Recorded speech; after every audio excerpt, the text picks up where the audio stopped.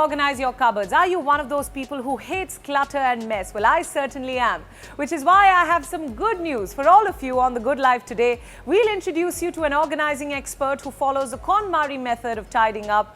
We'll also speak to someone for some important fitness tips if you're just starting your fitness journey, and this one claims to be the OG burpee queen.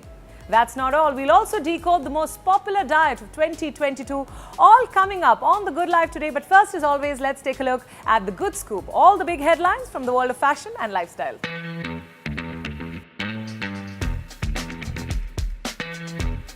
The internet is going gaga over 4-year-old Sahib Singh, who became the first Sikh model to feature in British luxury brand Burpees' Children's Autumn-Winter 2022 campaign. The campaign has won the hearts of the Indian community in particular. London-based Singh is seen flaunting back-to-school designs, striking a pose in a puffer jacket worn over a cardigan and shorts.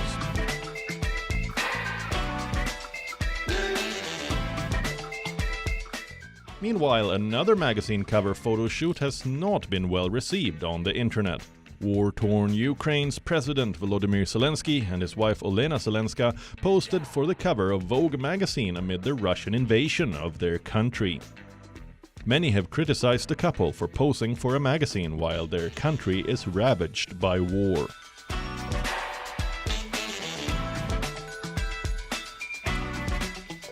A new study finds that people who nap more frequently have a greater chance of developing high blood pressure and having a stroke.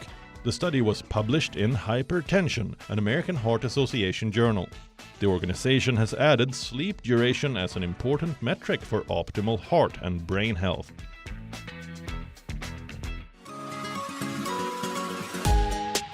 Marie Kondo, it's a name we're all familiar with. She entered our homes through a Netflix special, and today she's known as a queen of tidying up around the world. She helps people transform her cluttered spaces into corners of serenity and inspiration. If it doesn't spark joy, throw it out, she says. Well, on the show today, we have an expert who follows the Konmari method of tidying up. So what are we waiting for? Let's declutter together. A closet overflowing with clothes, a pile of papers that no longer serve a purpose, a heap of books just lying there in disarray. These are familiar sights in most homes. Such unorganized spaces may hold one back from living life the right way. Clearing out the clutter and making happy spaces in the world is the renowned Japanese tidying guru, Marie Kondo. Her goal is simple: to have a house full of items that bring joy. Team WION caught up with India's first and only master Konmari consultant, Gayatri Gandhi. Gayatri's company, Joy Factory, is officially certified to offer the Konmari method developed by Marie Kondo. I came across this book by Marie Kondo called The Life-Changing Magic of Tidying Up. And I was beyond fascinated. I was like, wow, this lady has, just made a business out of a simple act like tidying. And that's exactly, I felt also in my life, because I felt that something like this was missing in India. And the more I, read the book, the more I understood about the method. That's when I felt that perhaps I wanted to apply it in my own life as well. And that's how the journey began, because I was very clear that if I'll do it from the best. And that's how I got in touch with Marie Kondo's team. And at that time, she was holding physical and offline courses. Now she's doing online courses. So that's how I applied for it. And I went to New York and I got training from Marie and her team. The Konmari method is a simple but effective method of tidying up, ensuring one never has to relapse to clutter again. Basic premise of the Konmari method is by asking a very simple but yet a very empowering question, that does it spark joy? Which means that if an item evokes a sense of excitement, makes you feel happy, makes you feel joyful, that item should be kept in your life and kept in your home. And if an item doesn't give you that kind of emotion, should be thanked and acknowledged for the service they have provided to us, and then let go. There are 5 major categories that Marie Kondo speaks about. First being clothes, second being books, third being paper, fourth being miscellaneous items, which is primarily your kitchen items, your stationery and items that cannot be categorized in the house, and lastly your sentimental items, which is your letters, your cards, your photographs, which evokes a sense of sentiment inside you. Kondo says that do it category wise because that will help you in curtailing clutter to a great degree. But because we all have been doing it location wise up until now, there are chances of clutter coming back sooner than later.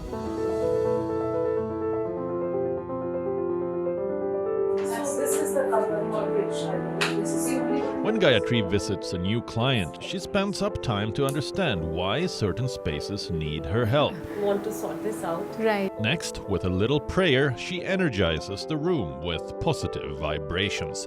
She then gets to work and the magic of Konmari unfolds itself.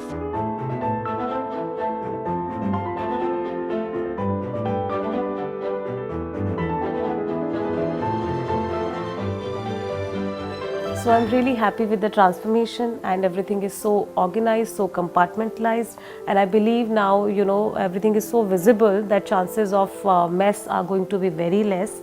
And this philosophy of spark joy, I'm so impressed with this that I would want to implement this in every corner of our house and in our lives.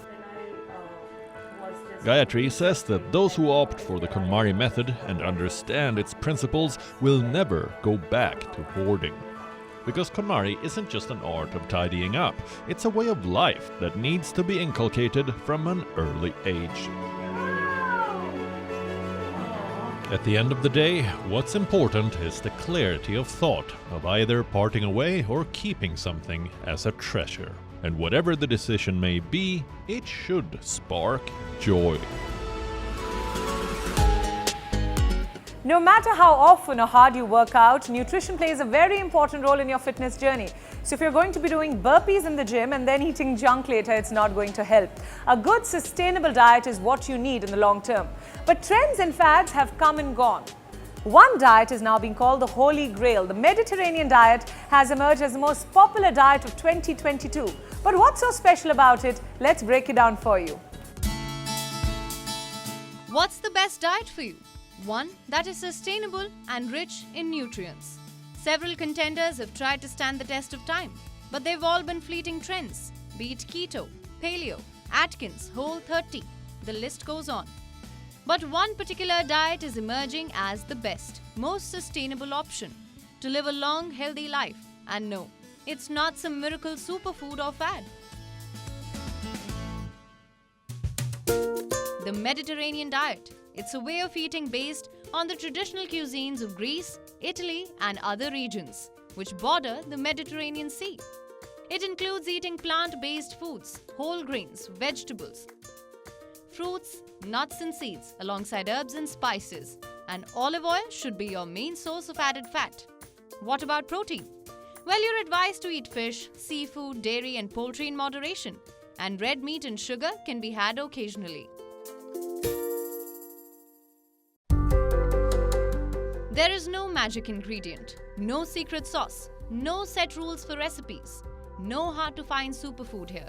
Essentially, it is a diet comprising all those nutrient-rich foods which our ancestors have been consuming for generations. Moderation is key in consuming your favorite treats, and prioritizing nutrition over restrictive eating is the only mantra.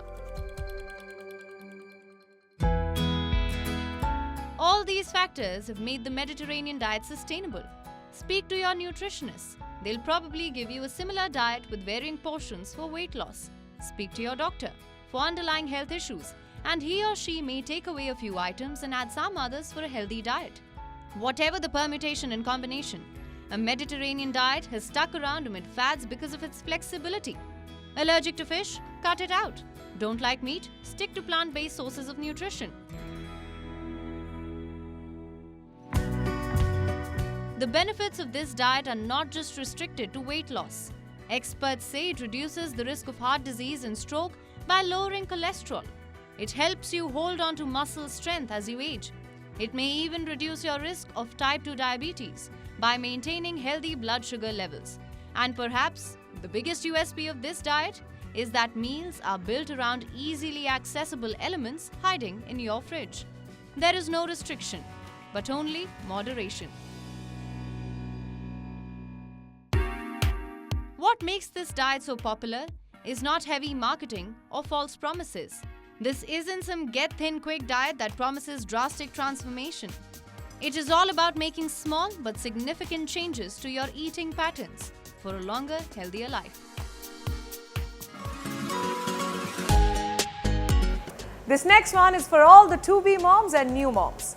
We often struggle to find some me time as we look after our children, and postpartum fitness is one of the most popular searches on Google.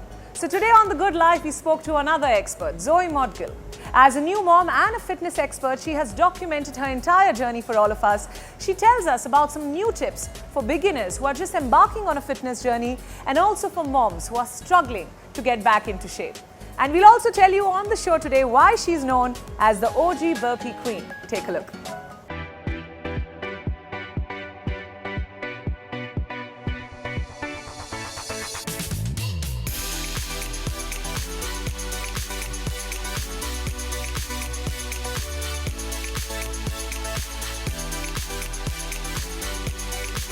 So Zoe, let's jump right in. What's the one advice that you would give to a person who is just starting his or her fitness journey? I would recommend that you be patient, and I would recommend that you stay consistent and stick to a plan.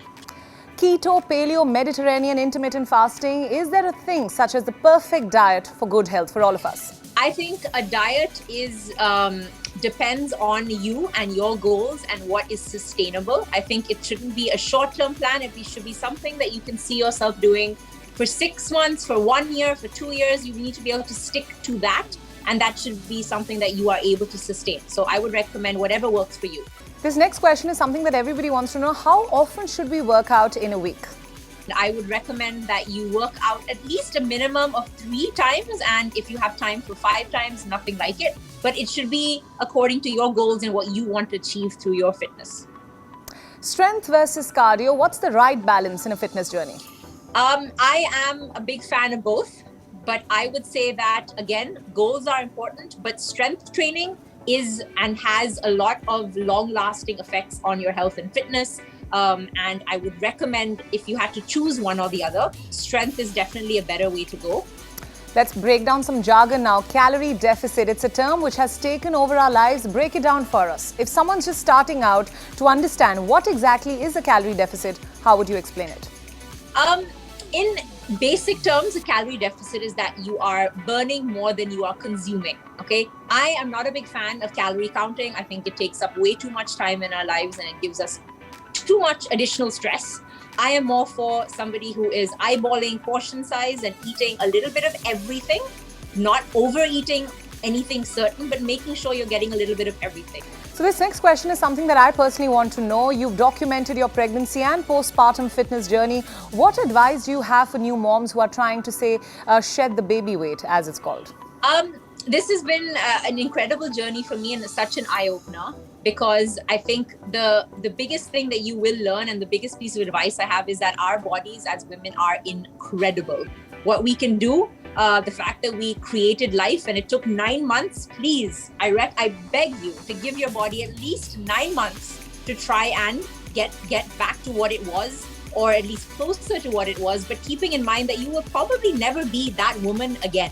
Right? What you were before your baby, you were someone else. Post-baby, you are now someone else. So embrace the new person that you are. I'm so glad you said that. You've spoken about being patient to ourselves, being kind to ourselves, but it's so hard in this day and age, especially when social media tells us to go for that dramatic weight loss transformation. HIIT is a buzzword for quick weight loss. 10-minute workouts are popular everywhere. Are they for everyone? An HIIT workout is basically, in a nutshell, a high interval intensity training or intense workout done in a short amount of time. It's effective, yes, but no, it's not for everybody, because you need to be doing what you are capable of doing at the time that you are doing it, right? So depending on where you are in your fitness journey, where you are in terms of your strength, where you are in your cardio and your stamina, and of course your technique, which is very, very important in terms of what exercise you are doing, it's more important that you focus on understanding technique, doing things safely, and then looking for short ways to do or get in activity. Having said that, I recommend getting in even 10 minutes of a workout every day. It doesn't have to be high intensity. It can be a walk, it could be a dance, it could be, a jog, it could be jump rope, which is my preferred workout, but it needs to be and should be something that you can do just a little bit every day. It doesn't have to be high intensity. Zoe, most women say that they are juggling multiple roles, chores, kids and work. What advice do you have for them? They often feel guilty for not getting a workout in. I would recommend that, again, be very kind to yourself. Your body has been through a lot, but also understand that if you can work your ways around a routine, it works amazingly, not only just for your baby, but for you, because mentally, more than physically, you need to be in a good space. Zoe, this is the last question. Your favorite form of exercise when you don't have access to a gym or any equipment? I would say jump rope. I know it has equipment, but if I had something small that I could carry with me, a jump rope would be ideal. If not, I'm the burpee queen. If you ask me to do burpees just for fun, anytime, anywhere, I will always be ready. So I truly do believe in the power of the burpee. I somehow knew you were going to say that, the burpees, the dreaded word that we all dread. I'm going to be doing some burpees too. I'm definitely going to add that to my workout routine. And on that note, thanks so much, Zoe, for speaking to us on WION World. Thank you so much. What's your daytime skincare routine? What about your nighttime skincare routine? How often do you exercise? What about heading to the spa for some downtime? They call millennials the wellness generation, a generation that's constantly trying to be a better version, or rather the best version of themselves. But can this constant pursuit for happiness, of living well, get tiresome? Wellness fatigue is now setting in. People are tired of trying to constantly live better. Don't believe me? Take a look. Do you find time to exercise daily? Are you going for monthly vitamin drips? What about getting some me time at your favorite spa or wellness center? Forget about those midnight ragers with your friends. Opt for some sunrise yoga instead. They say millennials are part of a generation that is obsessed with wellness. They are transfixed on the idea that being our best selves is the only route to happiness. So much so that the wellness industry is pegged to exceed $1.1 trillion by the year 2023.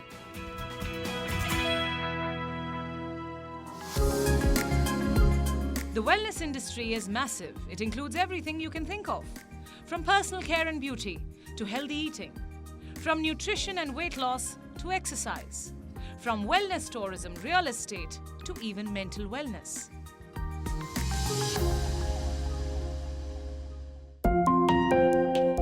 There was once a time when the term wellness was a niche domain, dominated by celebrities like the Kardashians and Gwyneth Paltrow. But now, wellness is as mainstream as it gets. Heavy marketing has convinced us all that the continued pursuit of improving ourselves is the only way to live a fuller, happier life. We're striving for greater physical strength, more mental clarity, clearer skin, shinier hair, hoping that this pursuit will cure our underlying insecurities. But now, increasingly, a wellness fatigue has set in, especially among millennials. They're tired of being told to follow 9-step skincare routines. They're overwhelmed by the onslaught of fitness and nutrition advice. They don't want to follow styling tips from their favorite influencer either, or be reminded to invest in bottles to hit their daily water intake targets.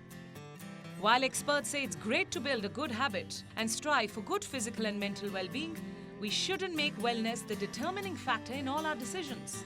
Balance is key. Good health is no longer a medical concern. It is now a way of life and also a booming business. Look around you. Wellness centers, spas, yoga studios, aromatherapy centers, meditation retreats, hot springs, they've all sprouted up everywhere.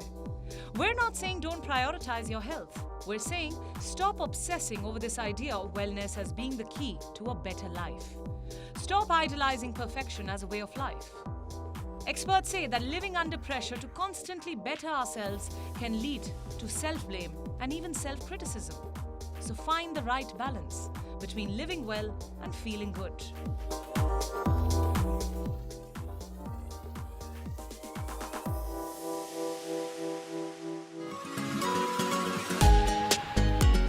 And that's a wrap on the show. Thanks for watching The Good Life with me, Priyanka Sharma. Remember to write to us, send in your queries and your feedback. Tell us about the kind of stories you'd like to see on the show. We'll see you next week. Enjoy your weekend.